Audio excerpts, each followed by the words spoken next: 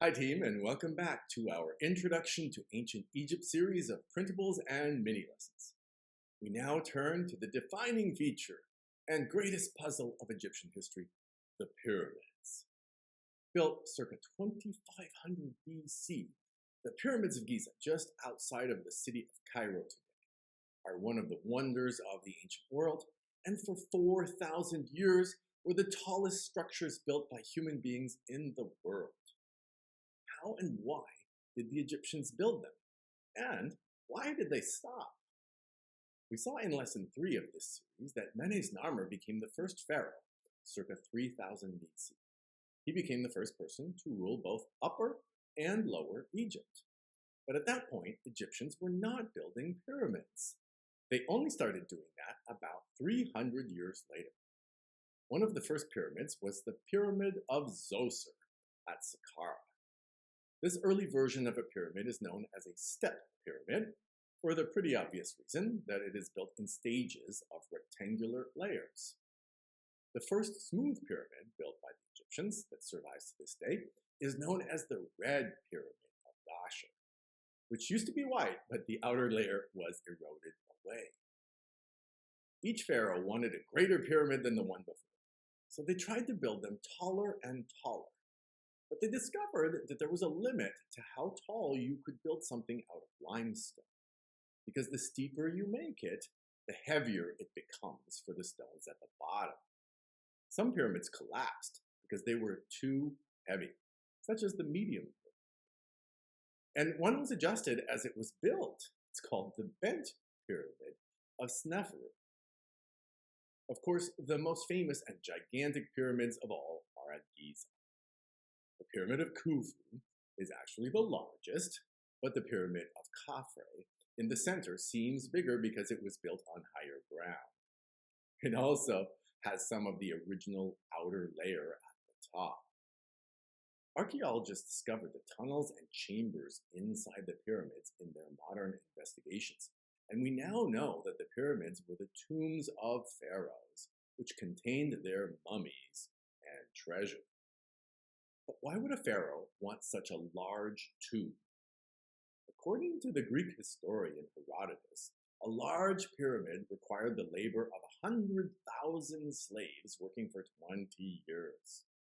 This is obviously a massive undertaking, all just to put a dead body inside. What this shows us is that the pharaohs were not just kings. They were treated as gods. So the pyramids were not just tombs. They were monuments to the godhood of the pharaohs. The people were supposed to stare at them in wonder, knowing that something so incredible could only be the work of the gods. But the age of pyramids lasts only 500 years out of the whole 3,000 years of Egyptian history. Why did they stop building them? Well, for one thing, the problem with such an obviously huge monument is that everyone knows where the treasure is, so people would steal it. In fact, pharaohs stole treasure from each other's tombs. This shows us that even the pharaohs did not really believe that they were gods, just powerful kings who didn't even respect each other. But if you did believe that your spirit, called the Ka in Egyptian belief, would go to heaven, if your mummy was properly taken care of, you wouldn't want it disturbed. So it made more sense to hide your tomb than put it on public display, as we saw in the case of King Tut and his tomb in the Valley of the Kings. Also, if you wanted to be loved by your people and worshipped, wouldn't it make more sense to do useful things? To build things that would actually help the people instead of big pyramids that just sit there? This is part of an important problem that all kings face, especially when they pretend to be gods. Kings like Menes-Narmer become king by winning wars, but they don't want to constantly be fighting wars. That's dangerous. And even kings prefer peace to war, normally. But to keep a kingdom at peace, you have to do more than pretend that you're divine and punish the people if they rebel. The best way to stay in power is to actually do good things. This is called benevolent despotism. It means that you use your power to do things that will actually help the people.